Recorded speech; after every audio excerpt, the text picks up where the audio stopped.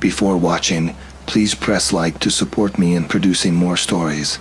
This helps in spreading the video and reaching more people. Thank you for your support and enjoy watching. My name is Arthur Williams, and at 67 years old, I find myself reflecting on a life that's been anything but ordinary. For the past 15 years, I've worked as a park ranger in the dense, mysterious forests of northern Idaho. It's a job that's brought me more joy, wonder, and yes, terror than I ever could have imagined. I suppose I should start at the beginning. I wasn't always a ranger. In my younger years, I worked in an office in Boise, pushing papers and dreaming of something more. It wasn't until my 52nd birthday that I decided to make a change. My wife, Sarah, had passed away a year earlier, and our children were grown with families of their own. I felt untethered, adrift in a life that no longer seemed to fit. It was during a camping trip in Clearwater National Forest that the idea struck me. I'd always loved the outdoors, and as I sat by my campfire, listening to the whisper of wind through the pines and the distant call of a loon, I felt more at peace than I had in years. The next morning I marched into the ranger station and asked about job openings. The transition wasn't easy. At my age, the physical demands of ranger training were challenging to say the least. But I persevered, driven by a newfound sense of purpose. When I finally donned my uniform and ranger hat for the first time, I felt a pride I hadn't experienced in decades. Clearwater became my home, my sanctuary. I learned every trail, every stream, every rocky outcropping. I could identify dozens of bird calls, track animals through the underbrush, and navigate the forest in the darkest night. I thought I knew every secret these woods held. How wrong I was. It was in my 3rd year as a ranger that the incident occurred, the one that still haunts me, that makes me question everything I thought I knew about the natural world. It was 1998, a year that had started like any other, but would end up changing my life forever. The day it all began was unremarkable at first. It was early June and we'd just come out of a week of heavy rain. I was assigned to check the lesser-known paths for storm damage, a routine task that I'd done countless times before. I woke before dawn, as was my habit. My small cabin on the edge of the forest was quiet, save for the gentle ticking of the old clock in the kitchen. I brewed a strong pot of coffee, its rich aroma filling the air as I prepared for the day ahead. As I sipped from my mug, I gazed out the window at the forest. The first hints of sunrise were just beginning to paint the sky, turning the sea of green treetops into a shadowy, undulating mass. I packed my gear methodically, first aid kit, trail maps, compass, radio, and of course my trusty rifle. We're required to carry firearms due to the wildlife, bears, mountain lions, and the like, though in all my years I'd rarely had cause to use mine. Still, it was a comforting weight at my side as I set out into the misty morning. The air was crisp and damp, heavy with the scent of wet earth and pine. As I made my way down the main trail, my boots squelched in the mud, leaving deep imprints that would soon be erased by the passage of animals or the next rainfall. I radioed in my position to base camp, my voice breaking the early morning stillness. "This is Ranger Williams. I'm heading out to check the eastern trails for storm damage. Over." The radio crackled with static before a voice responded. It was Marta, my colleague and friend. "Copy that, Arthur. Be careful out there. We've had reports of a few mudslides. Over." "Will do, Marta. I'll check in every hour. Over and out." As I ventured deeper into the forest, the familiar sounds of the awakening woods surrounded me. Birdsong filled the air, a melodious chorus that I'd grown to love over the years. Squirrels chattered in the branches above, and somewhere in the distance, I heard the distinctive sound of a woodpecker hard at work. The first few hours of my patrol were uneventful. I found a few downed branches and noted areas where the trail had been partially washed out by the heavy rains, but nothing too serious. It wasn't until around noon that I began to notice something off. I had stopped by a small creek for my lunch break, sitting on a fallen log as I unwrapped the sandwich I'd packed. The burbling of the water and the gentle rustle of leaves in the breeze created a peaceful backdrop. But as I sat there savoring my meal and sipping coffee from my thermos, I realized that something was missing. The birds had stopped singing. Now, to most people this might not seem like much, But for someone who spends as much time in the woods as I do, it was jarring. The forest is never truly silent. There's always some ambient noise, be it wind or wildlife. But in that moment it was as if the entire forest was holding its breath. I set my sandwich down, suddenly alert. My eyes scanned the surrounding trees, searching for any sign of what might have caused this unusual silence. A predator, perhaps. But I saw nothing out of the ordinary. Just trees, undergrowth, and the quietly flowing creek. I tried to shake off the feeling of unease that had settled over me. "You're getting jumpy in your old age, Arthur," I muttered to myself, forcing a chuckle that sounded hollow even to my own ears. But as I packed up my lunch and continued on my way, I couldn't shake the feeling that something had changed in the forest I thought I knew so well. The rest of the afternoon passed slowly. I found more storm damage, a few downed trees, and a small landslide blocking one of the lesser-used trails. I made notes of their locations, planning to send a crew out to clear them in the coming days. But all the while I couldn't shake the feeling that I was being watched. It was ridiculous, of course. I was alone in this part of the forest. No hikers ventured this far off the main trails, and my fellow rangers were patrolling other areas. Yet every so often I'd catch movement out of the corner of my eye, only to turn and find nothing there. The hairs on the back of my neck stood on end, and I found myself gripping my rifle a little tighter than usual. As the day wore on and the shadows began to lengthen, I knew I should start heading back. But something compelled me to push on, to explore just a little further. That's when I came across the old logging road. It wasn't on any of the official maps, but we rangers knew about it. It had been abandoned years ago, left to be reclaimed by the forest. Weeds pushed up through cracks in the weathered asphalt, and young saplings had taken root along its edges. I'd been down this road a few times before, but something about it looked different today. There were marks in the mud along its edges, not quite footprints, but long, dragging impressions that I couldn't identify. Curiosity got the better of me, and I decided to follow the old road just for a little while. The forest seemed to close in around me as I walked, the trees looming taller and the undergrowth growing thicker. The silence that had unsettled me earlier now seemed oppressive, broken only by the sound of my own footsteps and the occasional snap of a twig beneath my boots. That's when I saw it, a flicker of unnatural color through the trees. I moved closer, pushing aside branches, and found myself on the edge of a small clearing. In the center stood a tent, weather-beaten and sagging, its once bright fabric faded to a dull gray. A small fire pit sat nearby, the ashes within it still warm to the touch. My first thought was that it must be an illegal campsite. We occasionally had issues with people setting up camp in restricted areas, but something about this site felt wrong. The tent looked like it had been there for months, yet the fire was recent, and there was that symbol carved into one of the nearby trees, a circle with an X through it. I'd never seen anything like it before. "Hello?" I called out, my voice seeming unnaturally loud in the quiet forest. "Is anyone here? This is Ranger Williams." No response came, not even an echo. It was as if the forest had swallowed my words. I approached the tent cautiously, one hand on my rifle. The zipper was partially open and I could see a jumble of supplies inside. Old cans of food, a tattered sleeping bag, and what looked like a journal. I reached for it, my curiosity overriding my sense of caution. That's when I heard it, a twig snapping somewhere behind me. I whirled around, heart pounding, but saw nothing but trees and shadows.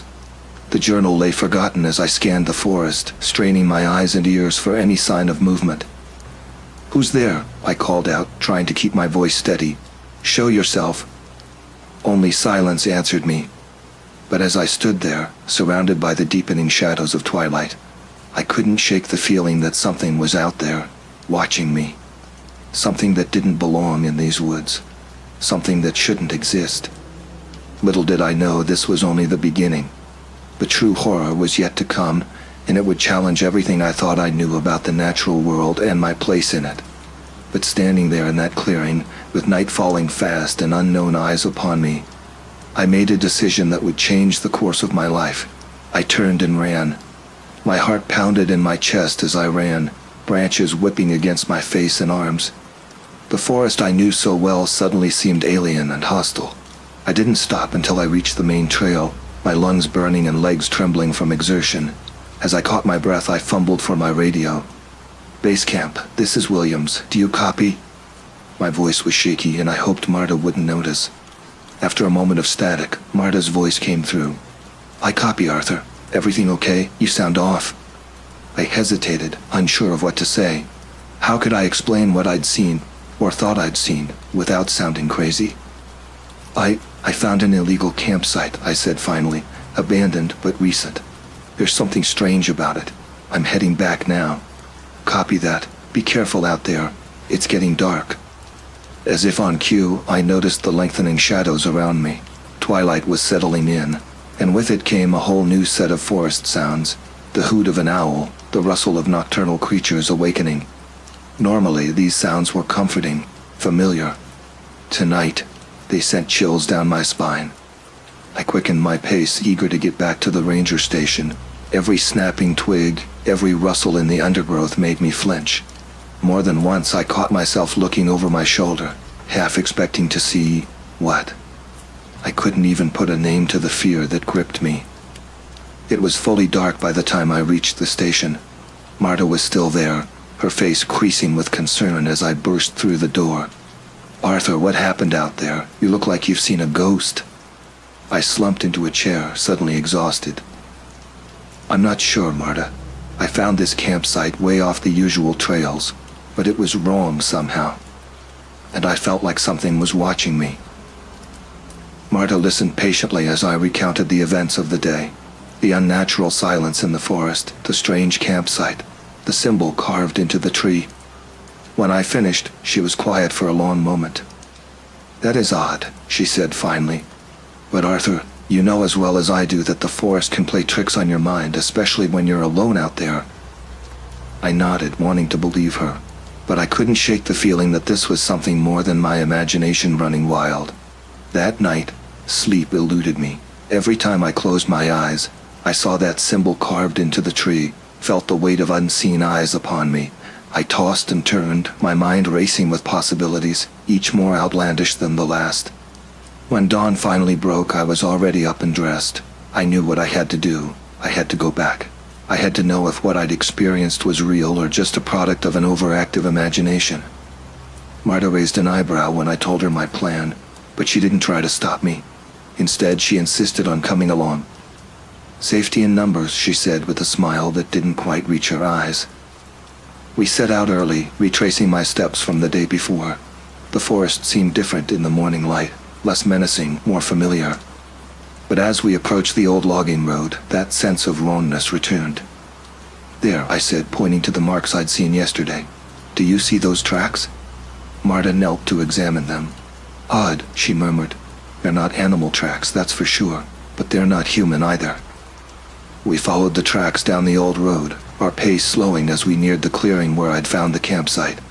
My hand tightened on my rifle as we pushed through the last of the undergrowth. The clearing was empty. No tent, no fire pit, no symbol carved into any of the trees.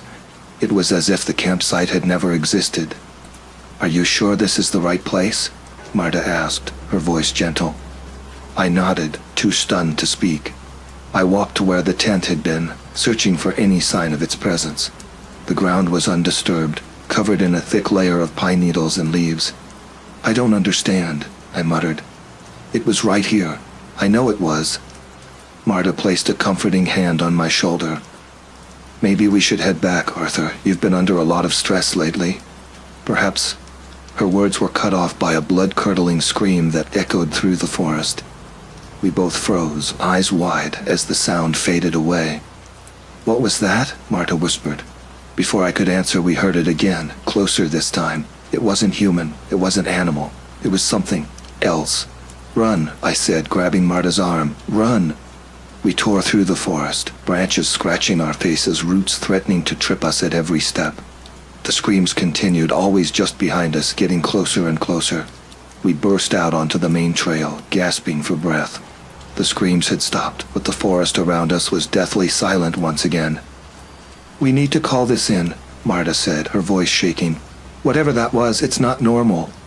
I nodded, still trying to catch my breath. Agreed. But who's going to believe us? The next few weeks were a blur of activity. We reported what we'd heard, of course, but without any physical evidence, there wasn't much the authorities could do. They conducted a cursory search of the area, but found nothing out of the ordinary. But things had changed in the forest. More hikers reported strange noises, unexplained shadows moving through the trees. And then the disappearances started.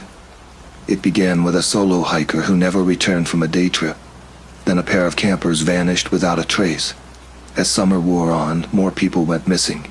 Search parties were organized, but they never found anything. No bodies, no equipment, nothing. The forest that had once been my sanctuary now felt like a prison. Every day I'd patrol the trails, my eyes constantly scanning the trees, my ears straining for any unusual sound. More than once I caught glimpses of something moving just at the edge of my vision, something tall and thin, with unnaturally long limbs. But whenever I turned to look, it was gone. Months passed, and the disappearances continued. The authorities were baffled. Theories ranged from animal attacks to a serial killer hiding in the woods. But I knew the truth was something far stranger and more terrifying. As winter approached, I made a difficult decision. I couldn't stay in Clearwater any longer. The constant fear, the sleepless nights, the weight of knowing something was out there and being powerless to stop it. It was all too much. I put in for a transfer, citing stress and health concerns. My superiors were understanding. They'd seen the toll the recent events had taken on me. Within a month I was reassigned to a small park in southern Idaho, far from the dense forests of Clearwater. But even as I drove away from Clearwater for the last time, watching the trees recede in my rearview mirror, I knew that this wasn't over. Whatever was in those woods, whatever had taken those people, it was still out there. And someday, somehow, I knew our paths would cross again. Years passed. I retired from the Park Service and settled into a quiet life in a small town. But I never forgot what happened in Clearwater. I kept track of the news, noting with a grim sort of satisfaction that the disappearances had stopped after I left. But every so often I'd hear rumors of strange sightings in other forests, of hikers going missing in circumstances that sounded all too familiar. And then, one evening as I sat on my porch watching the sunset, I saw it. A figure standing at the edge of the woods behind my house, tall and thin, with limbs too long to be human, and a face, if you could call it that, devoid of features. It watched me for a long moment, and I felt the weight of its gaze just as I had all those years ago in Clearwater. Then, slowly, deliberately, it raised one elongated arm and beckoned to me before melting back into the shadows of the trees. I sit here now, writing this account, knowing that I have a choice to make. Do I ignore what I've seen, try to convince myself that it was a trick of the light or an overactive imagination? Or do I acknowledge the truth I've known deep down all these years, that there are things in this world beyond our understanding, things that lurk in the shadows of our forests, waiting? As I look out my window at the darkening woods, I know what I have to do. There are truths out there waiting to be uncovered, mysteries that need solving. And if not me, then who? Tomorrow, I'll pack my old ranger gear. I'll lace up my hiking boots, sling my rifle over my shoulder, and step into those woods. Whatever's out there, whatever has been watching and waiting all these years, I'll face it head on. Because some mysteries demand to be solved no matter the cost. And some calls must be answered, even if they lead us into darkness. This is Arthur Williams, signing off. If you're reading this and I haven't returned, well, you'll know where to start looking. But be careful, be very, very careful. Because in the depths of the forest, in the spaces between the trees where shadows linger, something is waiting, and it's hungry.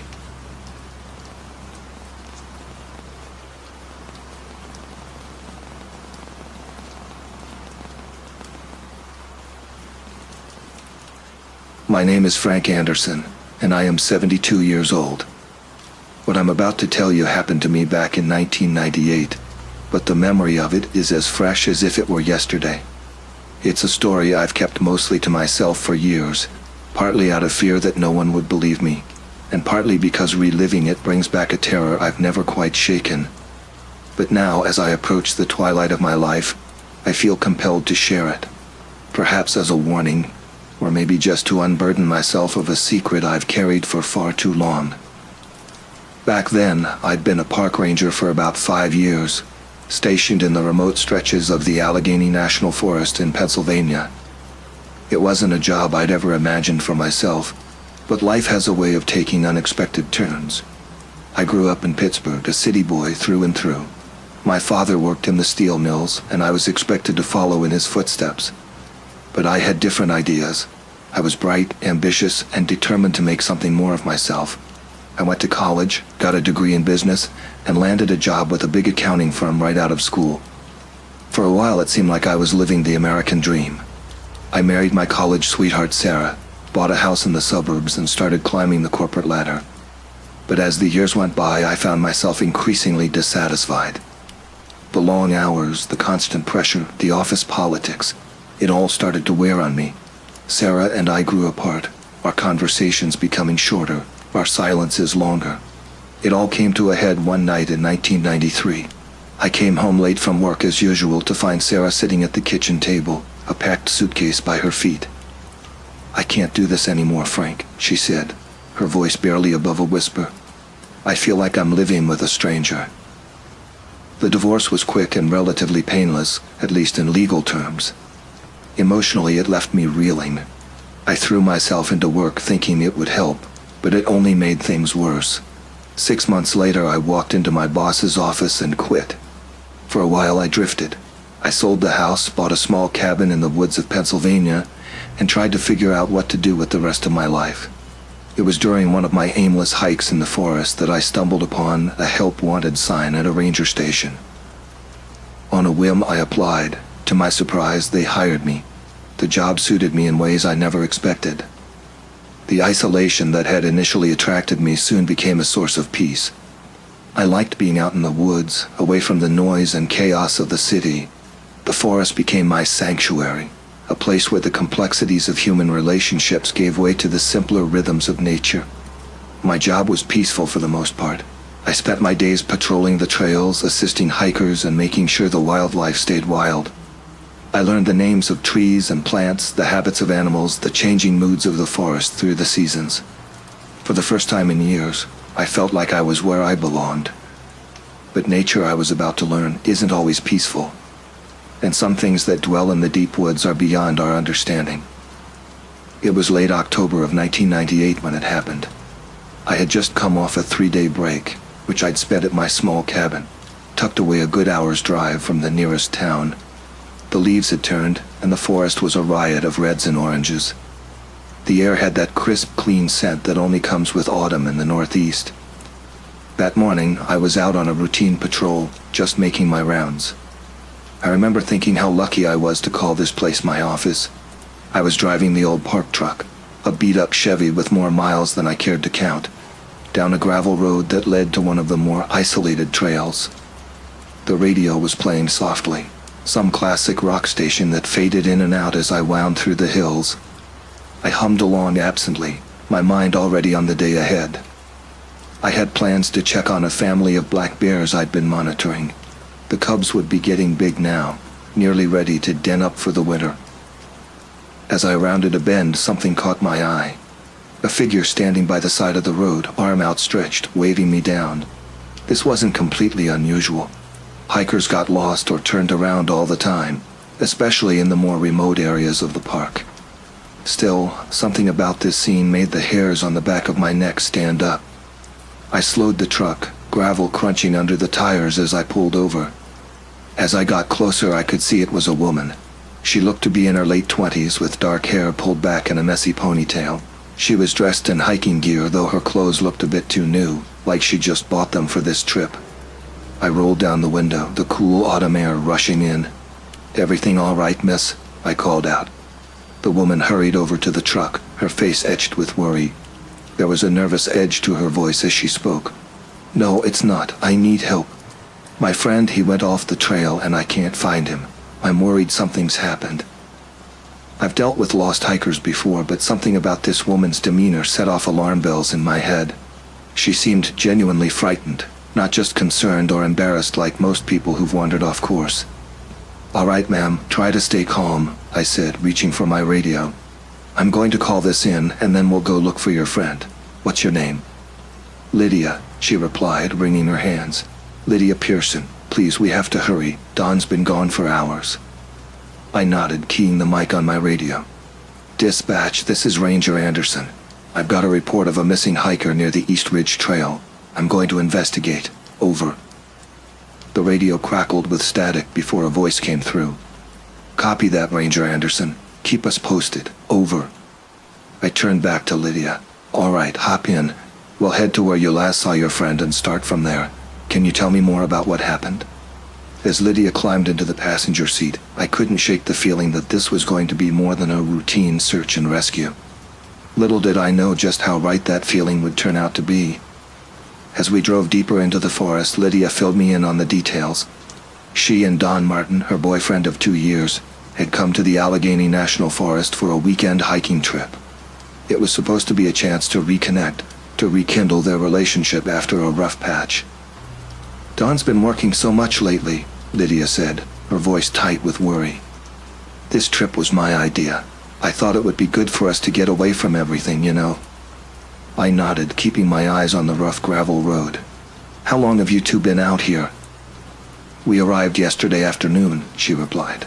"We set up camp near the East Ridge Trail and went for a short hike. Everything was fine then. This morning we started out early. Don wanted to take some photographs. He's really into nature photography. We were about 2 hours in when he saw something off the trail. He said he wanted to get a closer look." "And that's when he disappeared?" I asked. Lydia nodded, her eyes welling up with tears. "I told him not to go. The underbrush looked so thick and we're not supposed to leave the trail. But he insisted. He said he'd only be gone for a few minutes." She paused, taking a shaky breath. "That was 4 hours ago." We pulled up to the trailhead and I grabbed my gear, a flashlight, a map, a first aid kit, and a few other essentials. As we started down the trail, I radioed in our location to dispatch. The forest was thick here, the underbrush dense and unwelcoming. The usual sounds of wildlife seemed muted, as if the woods themselves were holding their breath. We called out for Don as we pushed through the brush, our voices echoing unnaturally in the stillness. About half an hour into our search, we found a small clearing. That's where things started to get strange. There were signs of a struggle, broken branches, scuffed ground, but no sign of Don. I bent down, examining the ground, and noticed something odd. There were footprints, but they didn't look right. They were too large and oddly shaped, almost like a human's, but distorted. I stood up, trying to make sense of it. "Lydia, did Don have any medical conditions? Could he have wandered off?" "No, nothing like that," she replied, her voice shaky. "He's an experienced hiker. He wouldn't just get lost." As we stood there, the forest seemed to close in around us. The air felt heavier, and the usual sounds of wildlife were conspicuously absent. I've been in the woods long enough to trust my instincts, and something about this felt wrong. We decided to split up, hoping to cover more ground. I gave Lydia my flashlight and kept the radio. We agreed to meet back in the clearing in 20 minutes. I moved deeper into the forest, calling out Don's name. The further I went, the more uneasy I felt. The trees seemed to loom over me, their branches reaching out like gnarled fingers. Then I heard it, a rustling sound not far off. I turned and headed toward the noise, my heart pounding in my chest. What I saw next stopped me in my tracks. There, partially hidden behind a tree, was Don, but he wasn't moving. As I got closer, I realized why. Don was dead. His body was slumped against the tree, his eyes wide open in terror. There were deep gashes on his arms and chest, and his clothes were shredded. It looked like he'd been attacked by some wild animal, but the wounds didn't match any animal I knew of in these woods. I backed away, reaching for my radio, but before I could call it in, I heard a scream. "Lydia." I turned and ran back towards the clearing, my mind racing. When I got there, I found Lydia on the ground, unconscious, and standing over her was something. It wasn't human. It was tall, maybe 7 feet, with long limbs and a distorted face. Its skin was pale and stretched tight over its bones. It had no eyes, just dark, empty sockets, and its mouth was a gaping maw full of sharp teeth. I froze, my mind struggling to comprehend what I was seeing. The creature turned to me, and for a moment we just stared at each other. Then it moved, faster than anything I'd ever seen. I barely had time to react. I grabbed a branch and swung it at the creature, but it was like hitting a rock. The branch shattered, and the creature lunged at me. I dodged, grabbing Lydia and pulling her to her feet. We ran, the creature right behind us. My truck was our only hope. We stumbled through the forest, the creature's footsteps pounding behind us. I could hear its ragged breathing, feel its presence closing in. We burst out onto the gravel road, and I shoved Lydia into the truck before diving in myself. I started the engine and floored it, the tires spinning on the loose gravel before catching. The creature slammed into the side of the truck, leaving a dent, but we were already moving. I drove like a madman, my eyes on the road and the rearview mirror. The creature chased us for a while, but eventually it fell behind. I didn't stop until we reached the ranger station. What followed was a blur of questions, reports, and disbelief. I reported what had happened, though I left out the part about the creature. Who would believe me? Don's death was ruled as a bear attack, and Lydia and I were given some time off to recover. But I knew the truth. Something was out there. Something that wasn't an animal. Lydia moved away not long after, too traumatized by what had happened to stay. I don't blame her. Sometimes I wish I could leave too, but something keeps me here. A sense of duty perhaps, or maybe a need to understand what really happened that day. Over the next few months I did some research. I found old stories, local legends about a creature called the Wendigo. It matched what I saw, but there were no records of it ever being real, just stories passed down through generations. Life went on, but I was changed. I became more cautious, always carrying a weapon on my patrols. I made sure to stay in constant contact with my team, and I never went back to that part of the forest alone. Sometimes, late at night, I still hear those footsteps in my dreams. I still see that face when I close my eyes. The forest, once my sanctuary, now holds a darkness I can never fully shake. I don't tell this story to scare people. I tell it because it happened, and because I think it's important to remember that there are things out there we don't understand. The forest is a wild place, and it doesn't always follow the rules we expect. As for Don, his death was a tragedy, and I think about him often. He didn't deserve what happened to him. None of us did. But we can't change the past. We can only learn from it and try to stay safe. So if you ever find yourself in the Allegheny National Forest, or any forest for that matter, remember this. Stay on the trails, keep your eyes and ears open, and never, ever go looking for something you don't want to find. Because sometimes in the deepest, darkest parts of the woods, the things we fear most turn out to be all too real.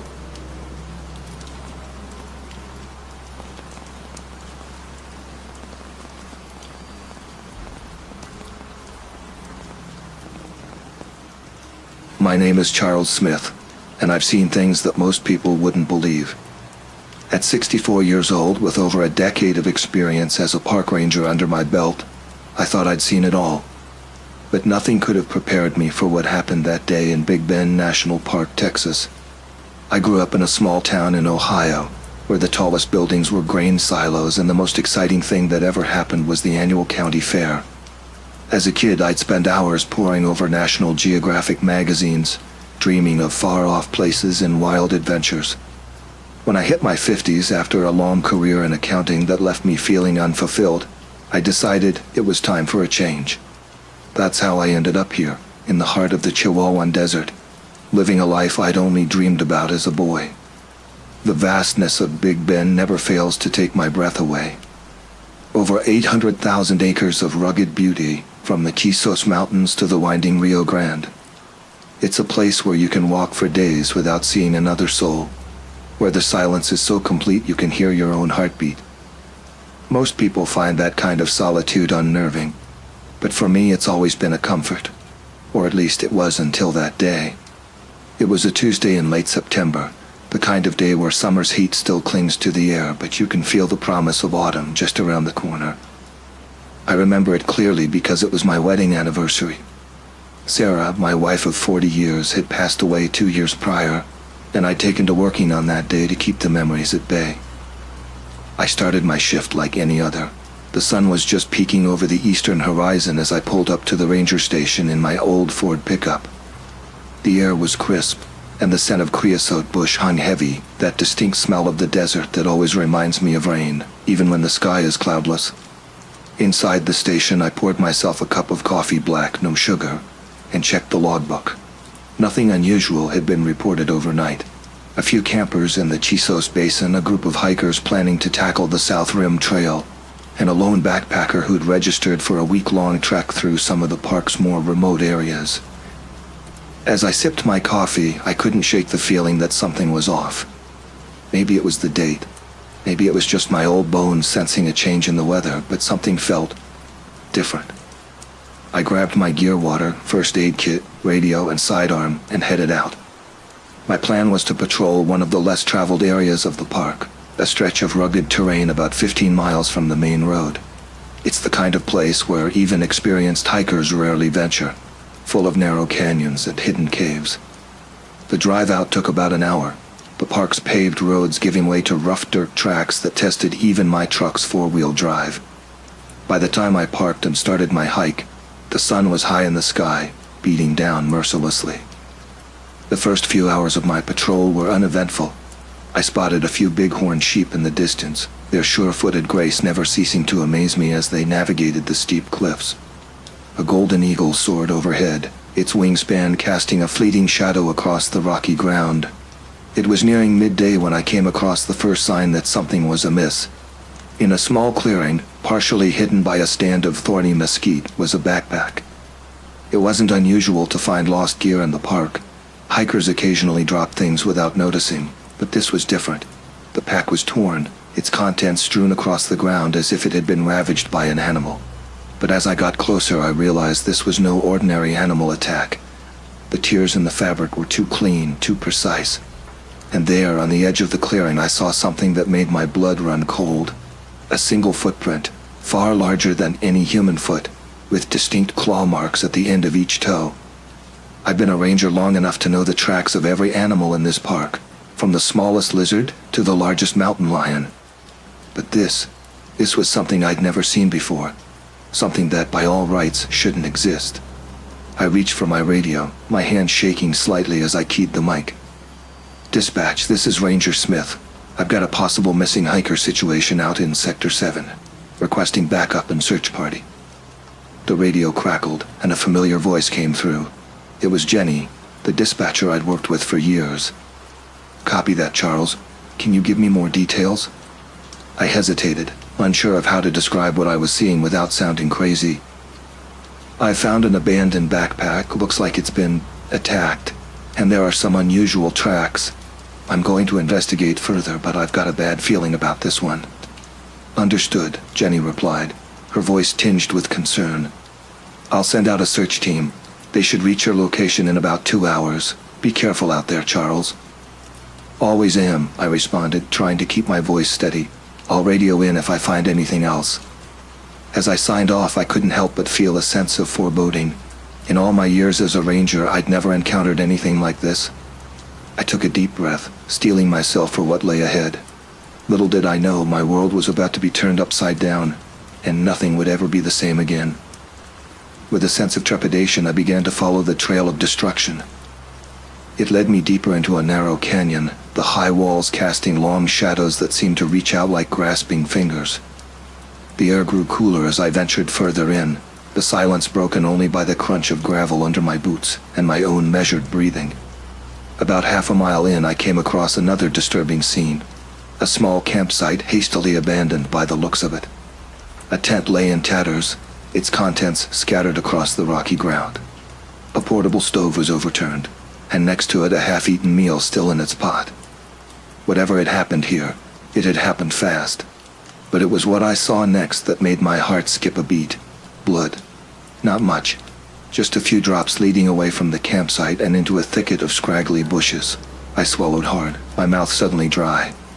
In all my years as a ranger, I'd never hoped so fervently to find an injured animal rather than a person. With my hand resting on the butt of my sidearm, I cautiously approached the thicket. The branches seemed to part of their own accord, revealing a small clearing beyond. And there, in the center of that clearing, was a sight that would haunt me for years to come. A body, a man, probably in his late 30s, lying face down on the dusty ground. Even from a distance, I could see that he was beyond help. His clothes were shredded, and deep gashes crisscrossed his back and arms. It looked like he'd put up one hell of a fight. But against what? I approached slowly, my senses on high alert. The air was thick with the metallic scent of blood, mixed with something else, something musky and alien that made the hairs on the back of my neck stand up. As I knelt beside the body, I noticed something clutched in the man's right hand. Carefully, I pried open his stiffened fingers. It was a camera, a high-end model, the kind serious photographers use. Had he captured something on film, something he wasn't meant to see? I stood up, my mind racing. I needed to call this in, secure the area, wait for backup. But before I could reach for my radio, a sound stopped me dead in my tracks. A low, guttural growl that seemed to come from everywhere and nowhere at once. I spun around, my hand flying to my weapon. The canyon walls seemed to loom closer, the shadows deeper and more menacing. And then I saw it. At first I thought it was a trick of the light, a shadow moving among the rocks. But as it emerged into a patch of sunlight, I realized I was looking at something that defied explanation. It was humanoid in shape, but far from human. Standing at least 7 feet tall, its body was covered in a mottled gray hide that seemed to shift and change color as it moved, blending seamlessly with its surroundings. Its face was a nightmare come to life. Yellow eyes that glowed with an inner light, a mouth full of razor-sharp teeth, and where a nose should have been, only 2 slits that flared as it scented the air. For a moment that seemed to stretch into eternity, we stared at each other. I could see the intelligence in those alien eyes, the cold calculation as it sized me up. And then, with a speed that belied its size, it charged. I barely had time to draw my weapon before it was upon me. I fired off 2 shots, the sound deafening in the confined space of the canyon. But if the bullets hit their mark, the creature gave no sign. Its claws, easily as long as my fingers, slashed through the air inches from my face as I stumbled backward. Panic threatened to overwhelm me, but years of training kicked in. I rolled to the side, coming up in a crouch with my back to the canyon wall. The creature whirled to face me, letting out a roar that shook pebbles loose from the cliff face. I fired again, aiming for its head this time. The shot went wide, ricocheting off the rocks with a shower of sparks. The creature flinched at the sound, and in that moment of distraction, I saw my chance. I bolted, running flat out toward the mouth of the canyon. I could hear it behind me, its footsteps oddly silent on the rocky ground. My lungs burned, and my legs felt like lead, but fear drove me onward. As I neared the canyon's entrance, I risked a glance over my shoulder.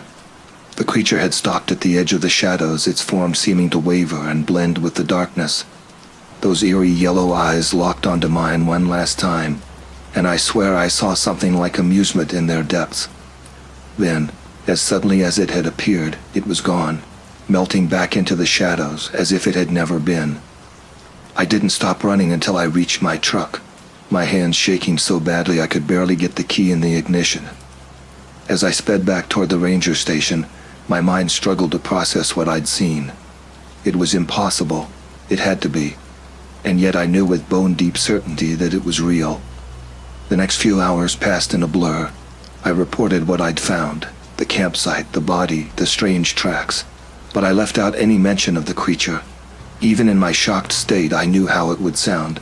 They'd think I was crazy, traumatized, or worse. A search and rescue team was dispatched, along with a couple of sheriff's deputies. They found everything just as I described it, minus one crucial detail. The body was gone. In its place was a large bloodstain and drag marks leading deeper into the canyon. But despite an extensive search, no trace of the victim or whatever had taken him was found. The official report chalked it up to an animal attack, probably a mountain lion. The missing body was attributed to scavengers. It was a neat, logical explanation that tied everything up in a bow. But I knew the truth, and it was far from neat or logical. In the weeks that followed, I threw myself into research. I pored over old legends of the region, spoke to local tribal elders, and even reached out to cryptozoologists. I found hints and whispers of similar creatures in folklore from around the world, but nothing concrete. My colleagues started to give me odd looks. I knew I was becoming obsessed, but I couldn't let it go. The memory of those yellow eyes haunted my dreams, and I found myself jumping at shadows even in broad daylight. It was about a month after the incident when Jenny, the dispatcher, pulled me aside. "Charles," she said, her voice gentle but firm, "I'm worried about you. Maybe it's time to think about taking some leave. What you saw out there. It's okay to be shaken up."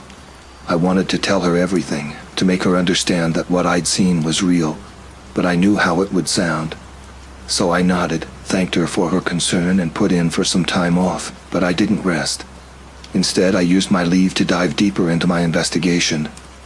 I camped out in the area where I'd encountered the creature, hoping to catch another glimpse. I set up trail cameras and spent hours reviewing the footage, looking for any sign of something out of the ordinary. Weeks turned into months, and while I found plenty of strange tracks and inexplicable noises, I never saw the creature again. I began to wonder if I was losing my mind. Had it all been some sort of stress-induced hallucination? And then, just as I was starting to doubt my own memories, it happened again. It was almost a year to the day after my encounter. I was back on full duty, though my colleagues still treated me with kid gloves. I'd been assigned to a routine patrol in a relatively popular area of the park, far from where I'd seen the creature. The day had been uneventful, just the usual mix of lost hikers and minor first aid. As evening approached, I was making one last sweep before heading back to the station. That's when I heard the scream. It came from a nearby campground, a sound of pure terror that cut through the gathering dusk like a knife. I radioed in my position and ran toward the sound, my heart pounding in my chest. The campground was chaos. Tents were overturned, camp chairs scattered like matchsticks. In the center of it all stood a woman, her face pale with shock, pointing toward the tree line. "It took him," she sobbed. "It took my husband." I tried to calm her down, to get a clear story, but all she could say was that something had burst out of the woods, grabbed her husband, and disappeared back into the darkness. Something big, something fast, something that wasn't human. As other rangers arrived on the scene, I slipped away toward the trees. I knew I should wait for backup, knew that charging in alone was foolish, but I also knew that if this was what I thought it was, no one else stood a chance. The forest was eerily quiet as I made my way deeper in, my flashlight beam cutting through the darkness. And then I heard it, that same low growl that had haunted my nightmares for the past year. I swung my light toward the sound, and there it was. The creature stood at the edge of my light's reach, its hide shimmering as it shifted colors to blend with the foliage. In one massive hand, it held the limp form of a man, the missing husband, I presumed. Our eyes met, and I saw recognition flare in those alien orbs. It remembered me. And this time, it wasn't running away. I raised my weapon, knowing it was likely futile but unable to stand by and do nothing. The creature tilted its head almost curiously, and then it spoke. The sound was like gravel being crushed, forming words that were just barely recognizable as English.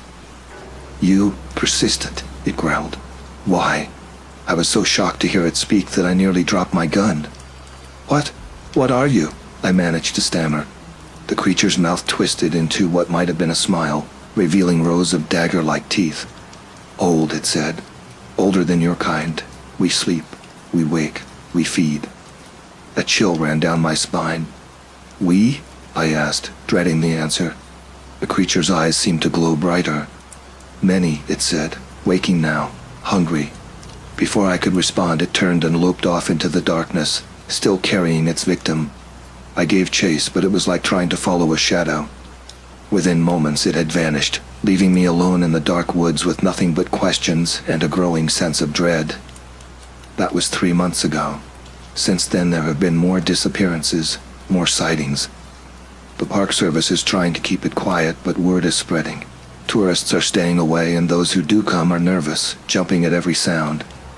I've tried to warn people, to make them understand the danger, but who's going to believe the ramblings of an old park ranger? They pat me on the back, tell me to take it easy, assume I'm cracking under the stress. But I know the truth. There's something out there in the vast wilderness of Big Bend. Something old, something hungry, something that sees us as nothing more than prey. And it's not alone. I don't know where these creatures came from or why they're waking up now, Climate change, seismic activity, some cosmic cycle beyond our understanding? Your guess is as good as mine. What I do know is that we're not prepared. Our weapons seem useless against them, and they're smart, smarter than any animal I've ever encountered. They're learning, adapting, and I fear it's only a matter of time before they start venturing beyond the park's borders. So why am I telling you all this? Partly to warn you, I suppose. If you're planning a trip to Big Bend or any remote wilderness area for that matter, be careful, be aware. And if you hear something strange in the night, something that sends a chill down your spine and makes your hair stand on end, don't investigate. Run. But mostly I'm telling you this because I need someone to know the truth. I'm an old man, and I don't know how much longer I'll be around to keep watch. Someone needs to be prepared for what's coming, because make no mistake, something is coming. Those creatures, whatever they are just the beginning. They're waking up all over the world, emerging from long slumber into a world that's forgotten they ever existed. As for me, I'm still here, still doing my job. Every day I put on my uniform and head out into the park, knowing that I might not come back. But someone has to stand guard, someone has to be ready. So if you're ever out in Big Bend and you see an old ranger keeping watch, that'll be me.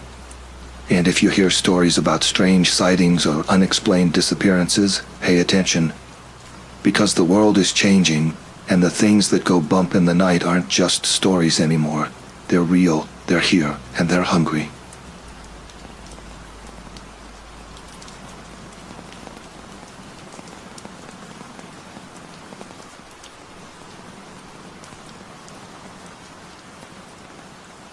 My name is Walter Jones, and at 75 years old, I've seen more than my fair share of life's oddities.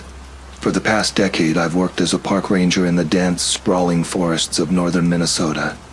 It's a job that many people romanticize, imagining days filled with peaceful hikes and quiet contemplation among the trees. But let me tell you, it's far from the serene, tree-hugging gig most folks picture. Don't get me wrong, I love my job. There's something profoundly satisfying about being a steward of nature, protecting these ancient woods and the creatures that call them home. But it's hard work, often grueling, sometimes dangerous, and occasionally downright terrifying. I've dealt with everything from lost hikers stumbling around in circles, their eyes wide with panic, to raging forest fires that threaten to devour acres of pristine wilderness. I've rescued injured animals, faced down angry bears, and navigated through storms that made the trees groan and crack like they were about to snap in two. But nothing, absolutely nothing, could have prepared me for what happened last summer. It was an experience that shook me to my core, challenged everything I thought I knew about the natural world, and left me with a bone-deep fear that I carry to this day. I suppose I should start at the beginning, on that fateful morning in late June. The day dawned clear and bright, the kind of perfect summer morning that makes you glad to be alive. I woke at dawn, as I always do, my old bones protesting a bit as I swung my legs out of bed. My cabin, a small but cozy affair on the edge of the ranger station, was filled with the soft golden light of early morning. I went through my usual routine, a quick shower to wake myself up, then a cup of strong black coffee as I sat on my porch, listening to the early birds greeting the day. The air was crisp and clean, carrying the scent of pine and wild berries. In the distance, I could hear the faint rush of the river that cuts through the heart of the forest. As I sipped my coffee, I mentally ran through my tasks for the day. It was shaping up to be a busy one. There had been reports from some campers about strange noises in the night up near the northern boundary of the park. Now, 9 times out of 10, these reports turn out to be nothing more than the usual forest sounds. A raccoon rummaging for food or a deer moving through the underbrush. But protocol is protocol, and it was my job to check it out. I finished my coffee, rinsed out the mug, and started gathering my gear. Into my backpack went a first aid kit, extra water, some high-energy snacks, a flashlight, and a detailed map of the area. I clipped my radio to my belt, checked that my Swiss Army knife was in my pocket, and grabbed my trusty walking stick. As I locked up the cabin and headed towards the trail, I paused for a moment, taking in the beauty of the forest around me. The towering pines stretched up towards the sky, their branches swaying gently in the morning breeze. Shafts of sunlight pierced through the canopy, creating dappled patterns on the forest floor. A squirrel chattered indignantly at me from a nearby branch, and somewhere in the distance a woodpecker drummed out its staccato rhythm. Little did I know that this ordinary, beautiful morning was the beginning of the most extraordinary and terrifying experience of my life. As I set off down the trail, whistling softly to myself, I had no idea that in just a few hours my understanding of the world would be turned upside down. If I had known what was waiting for me in the depths of the forest, would I have turned back? Would I have called in sick, stayed in my cabin, and let someone else deal with the strange reports? It's a question I've asked myself countless times in the months since that day. But the truth is, I don't know. What I do know is that the events of that day changed me forever, leaving me with a story that even now, I'm not sure I fully believe. But I'm getting ahead of myself. Let me take you back to that morning, to the start of a journey that would lead me into the heart of a mystery, as old and deep as the forest itself. The trail I took that morning was one I'd walked 100 times before. It wound its way through the heart of the forest, a narrow path carpeted with pine needles and dappled with sunlight. As I walked, I made mental notes of the forest's condition. It was my job to keep an eye on things, to notice any changes or potential issues. The first hour of my hike was uneventful. I paused occasionally to mark trees or jot down observations in my small, weatherproof notebook. The forest was alive with the sounds of summer, birdsong, the rustle of small animals in the underbrush, the gentle creaking of branches in the breeze. As I ventured further north, towards the area where the campers had reported strange noises, I began to notice subtle changes in the forest around me. The trees seemed to grow closer together, their branches intertwining overhead to create a denser canopy. The underbrush became thicker, making the path narrower and more challenging to navigate. The quality of the light changed, too. What had been bright, cheerful sunshine filtering through the leaves now seemed muted and somber. The bird calls that had been so prevalent earlier grew fewer and farther between, replaced by an oppressive silence that seemed to press in on me from all sides. I've spent enough time in these woods to know that forests have moods. They can be welcoming and peaceful one day, foreboding and alien the next. But this was different.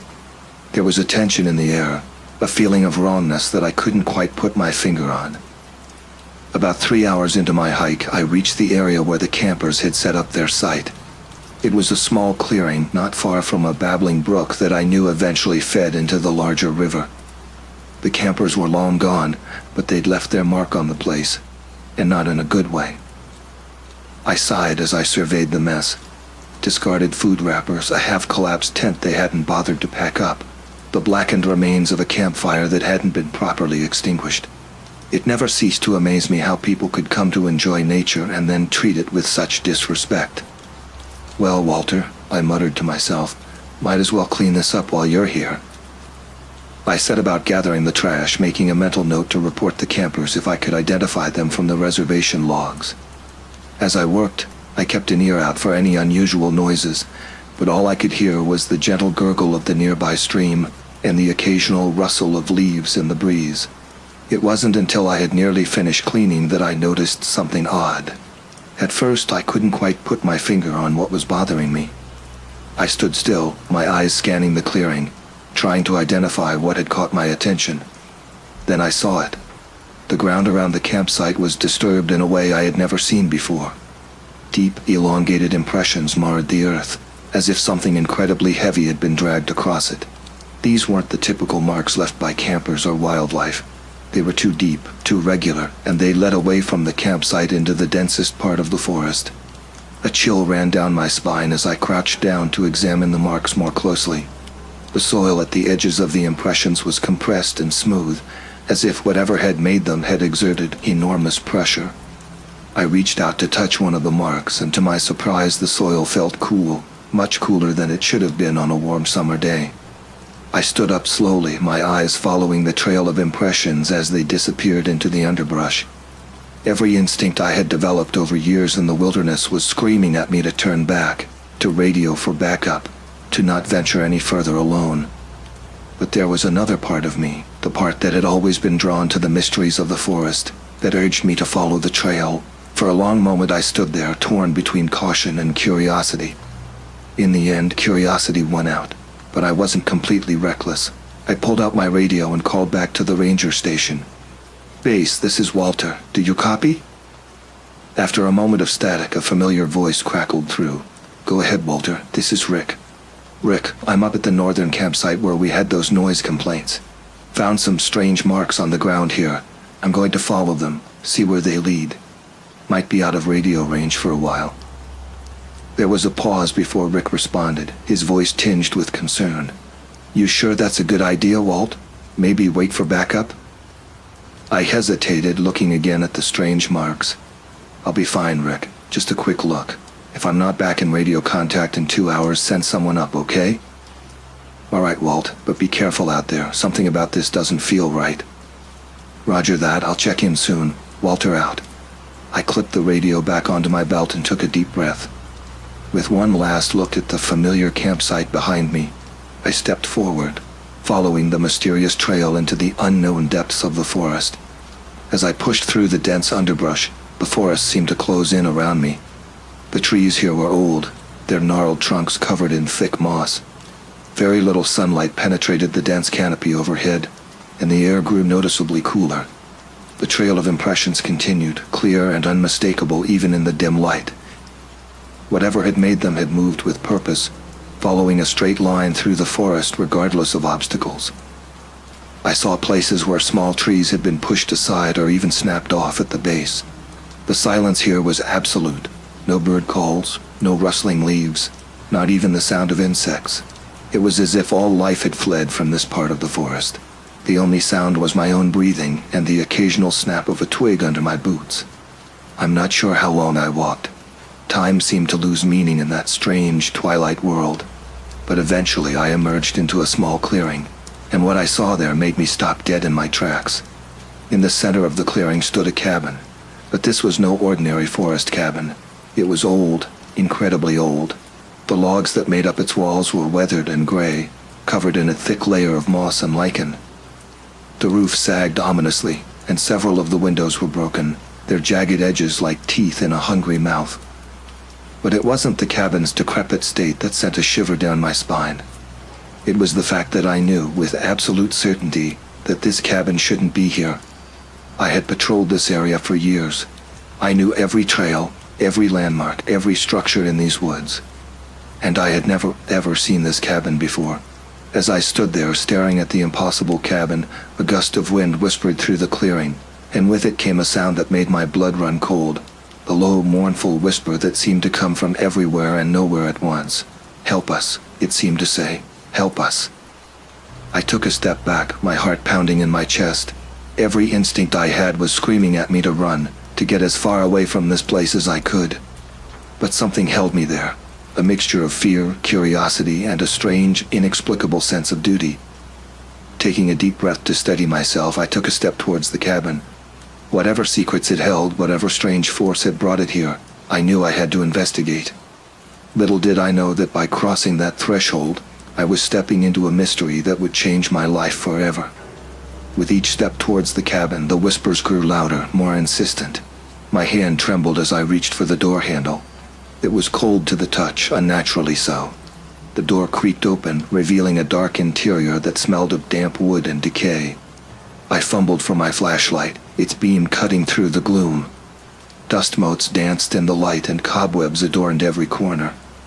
The cabin consisted of a single room, sparsely furnished with a rusted stove, a rickety table, and a bed frame with a rotted mattress.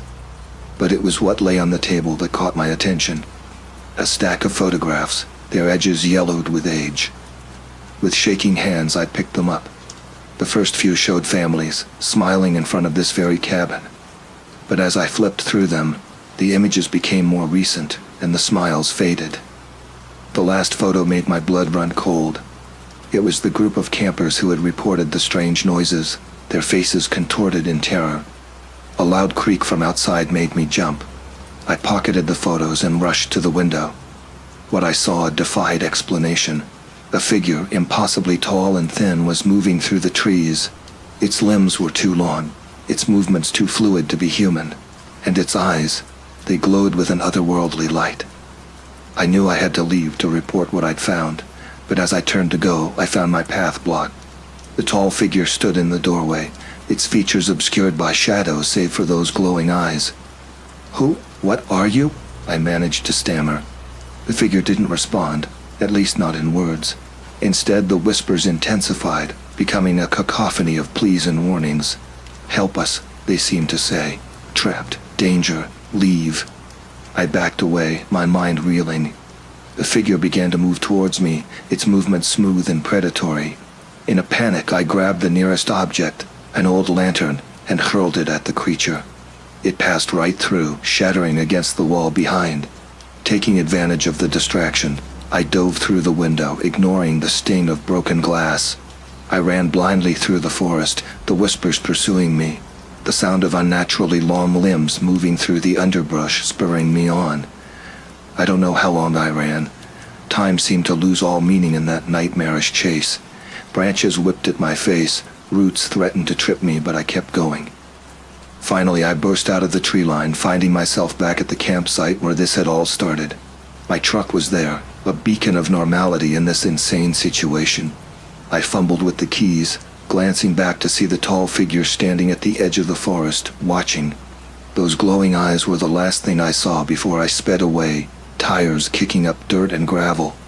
I drove straight to the ranger station, bursting in, out of breath and wild-eyed. My colleague Rick looked up in shock. "Walter, what the hell happened to you?" Between gasps, I told him everything. The cabin, the photos, the creature. To his credit, Rick listened without interruption, his face growing more serious with each word. "We need to report this," he said when I finished. "Get some backup out there." The next day we returned to the site with a small team, Rick, a couple of deputies, and myself. The forest seemed even more oppressive than before, the silence absolute. We found the campsite easily enough, but as we pushed deeper into the forest following my directions, something felt off. The path I had taken seemed to twist and turn, leading us in circles. After hours of searching, we found no trace of the cabin. It was as if it had never existed. The deputies were skeptical, exchanging knowing looks. I could see them writing me off as a crazy old man. But then Joel, one of the younger deputies, called out. He'd found something in the underbrush. My heart sank as we gathered around.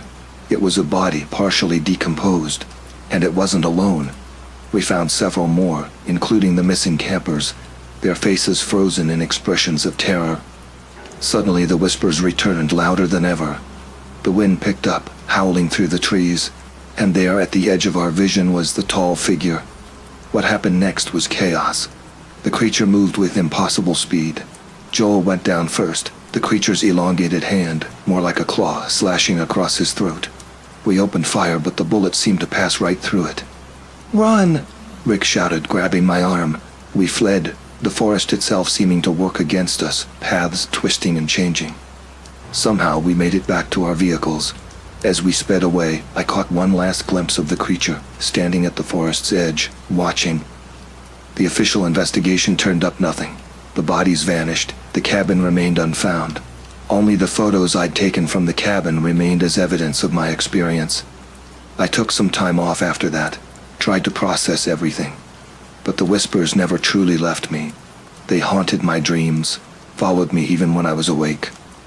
Weeks later, Rick and I met up. We talked late into the night, trying to make sense of what had happened.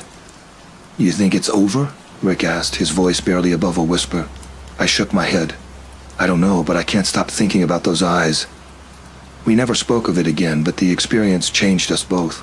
We became more cautious, more aware of the forest's secrets. I stayed on as a ranger, but I never ventured deep into those woods again. Years have passed since that summer, but the memory of that day has never faded. Sometimes when the wind blows just right, I still hear those whispers, and occasionally, out of the corner of my eye, I catch a glimpse of something tall and thin moving among the trees. The forest holds many secrets, some of which are best left undisturbed. I've come to believe that what we encountered that day was something ancient, something that has always been a part of these woods, a guardian perhaps, or a predator, or maybe both. I'm an old man now and my ranger days are behind me, but I still live on the edge of the forest, and I still feel its pull. There are times when I'm tempted to venture back, to seek out that cabin and confront whatever dwells there. But then I remember those glowing eyes and the terror in the faces of those photographs, and I stay put. To this day, I'm not sure if what I experienced was real or some sort of shared delusion, but I do know this: the forest is alive in ways we can't fully comprehend. It watches us, judges us, and sometimes when we're not careful, it takes us. So if you ever find yourself in the deep woods of northern Minnesota and you hear whispers on the wind, or see something tall moving among the trees, don't investigate, don't try to understand, just run. Run and don't look back. Because sometimes when you look too closely at the forest, it looks back at you. And that, my friends, is a gaze you don't want to meet.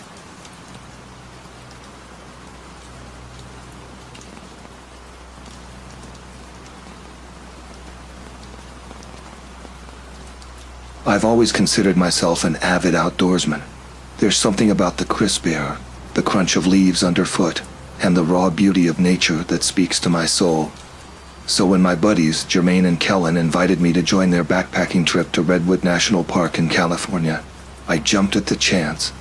The redwoods have always held a special place in my heart. There's an aura about them, a sense of ancient wisdom and primordial power that's hard to put into words. Standing among those towering giants, some of the tallest trees on the planet, you can't help but feel humbled and awe-inspired. Normally, I'm the practical one in our little group. I'm the guy with the compass, the fully stocked first aid kit, the offline maps, you name it, I've got it packed. But this trip, something was different. Maybe it was the excitement of being back in the wild after so long, or perhaps it was some unseen force working its influence. Whatever the reason, I left half my usual gear behind, including my satellite phone. It was a decision I would come to regret deeply. We started our trek on a sunny Tuesday morning in late spring. The weather was perfect, warm enough to be comfortable, but cool enough under the canopy of the redwoods to keep us from overheating as we hiked. The first couple of days were uneventful, filled with the kind of camaraderie and natural beauty that make these trips so worthwhile. By day 3, we were feeling adventurous. Jermaine had found an online trail guide that promised a loop back to a different part of our campsite in half the time of our planned route. Looking back, that should have been our first red flag. But caught up in the thrill of exploration and feeling a bit reckless, we decided to give it a shot. "What's the worst that could happen?" Kellen had said with a grin. "We get to spend an extra day in paradise. If only we had known." We set out early that morning, spirits high and packs light. The new trail started easily enough, winding through groves of redwoods so dense they seemed to block out the sky. But as the day wore on, things began to change. The trail markers became less frequent, then disappeared entirely. The familiar sounds of birds and small animals faded away, replaced by an eerie silence broken only by the whisper of wind through the towering trees. By noon, it was clear we were lost. The redwoods, once awe-inspiring, now felt oppressive. Their massive trunks seemed to crowd in on us, creating a natural maze that turned us around at every turn. Kellen, ever the optimist, swore he recognized a fallen redwood from the photos in the trail guide. "Hang tight, guys," he said, his voice betraying a hint of nervousness despite his confident words. "I'll scout ahead and see if I can find the path." Before I could protest, he vanished into the greenery, leaving Jermaine and me alone in the increasingly oppressive forest. Now, Jermaine's a good guy, but he's a city slicker at heart. The kind of person who gets antsy if his Wi-Fi signal drops below 4 bars. Being stuck out in the middle of nowhere without cell service was clearly getting to him. His eyes darted nervously from tree to tree, and I could see beads of sweat forming on his forehead, despite the cool air. Trying to lighten the mood, I launched into my repertoire of outdoorsman entertainment. I did my worst grizzly bear impression, told some cheesy, spooky campfire stories, anything to keep Jermaine's mind off our predicament. But if I'm being honest, it was as much for my own benefit as his. There was a gnawing feeling in my gut, a primal instinct warning me that something wasn't right. Time seemed to crawl by. The shadows lengthened, and still there was no sign of Kellen. The sun was dipping low on the horizon when Jermaine suddenly grabbed my arm, his eyes wide with fear. "Do you hear that?" he whispered, his voice trembling. At first I didn't hear anything beyond the usual forest sounds, the rustle of leaves, the occasional crack of a branch. But as I strained my ears, I began to notice something else. It was subtle at first, barely perceptible, but growing stronger by the second. It wasn't an animal sound, at least not any animal I'd ever encountered in my years of hiking and camping. This was different. It seemed to come from everywhere at once, a whispering rustling that filled the air around us. It was as if the forest itself had come alive, closing in on us from all sides. The sound triggered something primal in me, a deep-seated fear that bypassed all rational thought. My heart began to race and I could feel the adrenaline flooding my system. "Jermaine," I said, trying to keep my voice steady, "we need to move, now." I didn't wait for a response. Abandoning my pack, I grabbed Jermaine's arm and started running.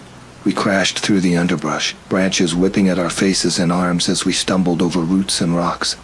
Behind us, the rustling grew louder, more insistent. It was no longer just the sound of leaves and branches. Now there were other noises mixed in, clicking sounds and deep guttural chitters that made my skin crawl. We ran blindly, with no idea where we were going or what we were running from. All I knew was that we needed to get away from that sound, away from whatever was pursuing us through the darkening forest. Just when I thought my lungs would burst, we stumbled out onto a dirt road. Jermaine and I looked at each other, both of us panting heavily, covered in scratches and bits of leaves and bark. For a moment, relief washed over me at the sight of this sign of civilization. But that relief was short-lived.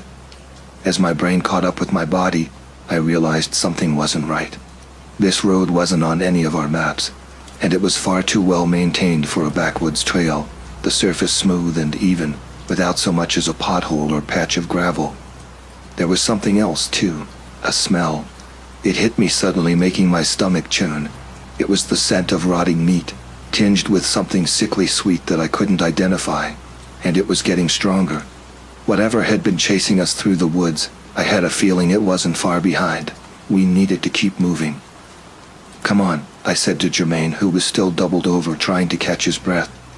"We can't stay here." We started down the road at a brisk pace, Jermaine muttering under his breath about how we were dead, how we should go back, how this was all a big mistake. I was about ready to tell him to shut up when I saw something up ahead that made the words die in my throat. At first, it was hard to make out in the fading light, just a dark, hulking shape in the middle of the road. But as we got closer, details began to emerge, and I felt the blood drain from my face. It was massive, easily blocking the entire width of the road. Its body was vaguely humanoid, but grotesquely elongated and misshapen. But it was the head that truly horrified me. Too big, too long, definitely not human. It had no hair, just weird, leathery-looking gray skin that seemed to pulse and shift in the twilight. As we approached, frozen in shock and terror, the thing twitched. Its enormous head began to rotate towards us, nostrils flaring as if scenting the air. And then I saw its eyes. They were too wide-set, sunken deep into its misshapen skull. But what struck me most was the way they gleamed with an inhuman, reflective yellow light as they fixed on us. In that moment, I knew with absolute certainty that we were looking at something that should not exist in our world. Beside me, Jermaine made a whimpering noise, snapping me out of my paralysis. The rustling from the woods behind us was getting closer, almost on top of us now. Whatever those things were, I had a feeling they were even worse than this roadblock monster. Survival instinct kicked in hard. My vision narrowed, all my attention focused on the abomination in front of us. We couldn't go back and we couldn't stay here. We had to get past this thing. "Jermaine!" I yelled, my voice sounding strange and distant in my own ears. "Snap out of it. Grab a rock, a big one. Aim for the head." He just stared at me, eyes wide and uncomprehending. There was no time to wait for him to come around. I snatched up the biggest rock I could find and hurled it at the creature with all my might. The rock struck true, hitting the side of its massive head with a sickening crack. A weird greenish ooze began to seep from the wound. The creature let out a screeching roar that made my ears ring, and suddenly it was on its feet, towering over us like some nightmarish giant. I reached for another rock, but before I could throw, the woods behind us erupted with movement. The first thing to break through was a scream, piercing, guttural, like nothing I'd ever heard before. I didn't know if it was human, animal, or something else entirely, but it sent a shiver down my spine. Then they came pouring out of the forest. Dozens of them. They were smaller than the roadblock monster, but just as horrifying. Hairless, hunched creatures that looked like a twisted cross between oversized monkeys and those creepy deep-sea fish with huge mouths and beady eyes. Germaine was screaming now, a high-pitched, panicked sound that cut through my own terror. The smaller creatures swarmed towards us, their razor-sharp teeth bared and gleaming in the fading light. "The rocks!" I shouted, remembering our last desperate line of defense. We grabbed stones and started fighting like cornered animals. The creatures were surprisingly strong, their skin tough and leathery. I smashed one in the face, feeling bones splinter under the impact. It screeched and staggered back, giving me a moment to scan the chaos around us. There were too many of them, way too many. We weren't going to last long like this. I fell back a few steps, eyes darting around for any sign of an escape route. That's when I saw it. The roadblock creature was distracted by a cluster of the smaller monkey things tearing at its legs. Behind it, the road curved into a sharp blind turn. My brain kicked into overdrive, pushing past the animalistic fear. We had to run for it. It was our only chance. "Germaine!" I yelled over the cacophony of shrieks and growls. I pointed at the turn. "We go for it now." He nodded, eyes wide and wild. It was now or never. We bolted, dodging and weaving through the swarm of creatures. Stones flew past us, flung by those freakish little hands. I felt a sharp sting on my cheek, a hot trickle of blood running down my face. The big monster finally noticed our escape attempt, letting out an enraged bellow that shook the ground beneath our feet. It charged, brushing aside the smaller creatures like rag dolls. Every muscle in my body burned as we sprinted towards the turn. We were almost there, my fingers practically grazing the rough asphalt of the curve. Germaine was a step behind me, his labored breathing loud in my ears. I could feel the monster's hot, fetid breath on the back of my neck. And then Germaine tripped. He stumbled, arms flailing, and fell flat on his face. My heart dropped into my stomach. There was no time at all. "Get up!" I shouted, skidding to a stop and nearly crashing into him, but it was too late. The creature was already upon us, its massive form blotting out what little light remained in the sky. I closed my eyes, bracing myself for the impact, which never came. When I opened my eyes again, I was greeted by a scene of carnage. The monster was on the ground, thrashing weakly. Its once gray skin was now streaked with a sickening shade of yellow. The smaller creatures were scattered, some lying motionless on the ground, others shrieking as they retreated back into the darkness of the woods. And standing over the fallen monster was Kellen, holding what looked like a tree branch. Except it wasn't a branch. It was dripping with the same green ooze that had leaked from the big creature's head when I'd hit it with the rock. "Nice stick, Kellen," I gasped, still trying to wrap my mind around what had just happened. Kellen gave a sheepish grin. "Found it snagged on a bush. Lucky break, huh?" We approached cautiously. Up close, it was clear that whatever Kellen had used, it had pierced straight through the thing's skull. That wasn't a branch," Germaine stuttered from beside me, his voice trembling. Kellen just shrugged. "Whatever, man, this whole place, it ain't right. We gotta get out of here." We didn't argue with that. Germaine was in shock, still covered in scratches and spattered with blood. I was running on pure adrenaline, and Kellen, while outwardly calm, had a grim set to his jaw that I'd never seen before. We stumbled down that road, leaving the freakish carcass behind us. It was a long time before any of us spoke. As we walked, we began to find signs of civilization. Discarded cans, candy wrappers, the garbage of some secret community hidden deep in the redwoods. Finally, after what felt like hours, we reached the main highway. Hitching a ride was surprisingly easy. I guess there's something about three guys who look like they just fought their way through hell that makes people want to help. At the next town, we found a ranger station. Our story spilled out in a panicked jumble of words. We told them everything. The road, the creatures, the whole terrifying ordeal. And you know what? They believed us. They found the road. They found the bodies of the smaller creatures. But the big one? Gone without a trace. And as for what exactly those things were, well, that remains a mystery. But the locals, they had stories. Stories that sounded a lot like ours. Tales of other disappearances, other sightings, all hushed up and swept under the rug. Some even swore that the trees themselves, those mighty redwoods, had a malevolent streak. a hunger. We never went back to Redwood National Park after that. We barely talk about what happened, even among ourselves. Sometimes, when I'm out hiking or enjoying the solitude of nature, I feel a tremor run through me. A shadow of that primal fear I felt in those woods. Did anyone believe the locals' old tales before our experience? Were we lucky or just not chosen that time? I don't know. All I know is that out there under those ancient trees, something lurks and waits and watches, and it's not friendly. The redwoods still stand, majestic and awe-inspiring to those who visit. But for me, and for Jermaine and Kellen, they'll always be a reminder of the nightmare we survived, and the mysteries that still lurk in the deepest, darkest parts of our world.